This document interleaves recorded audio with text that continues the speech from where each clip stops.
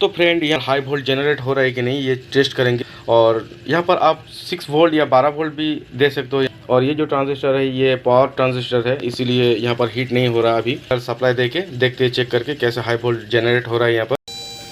तो दोस्तों यहाँ पर मैं सप्लाई दे दिया 5 वोल्ट, देखिए कैसा नॉइस आ रहा है यहाँ से ट्रांसफार्मर से। अब यहाँ पर चेक करेंगे, देखिएगा ये जो वायर है इसमें देखिएगा फ्लैश हो रहा है। देखिए दोस्तों, बहुत ही गौर से देखिएगा।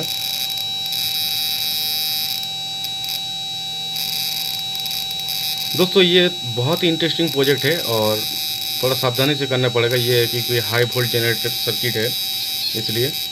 दोस्तों अगर वीडियो अच्छा लगे तो चैनल को प्लीज़ सब्सक्राइब कर लीजिएगा। फिर मिलते हैं एक नया ट्यूटोरियल के साथ।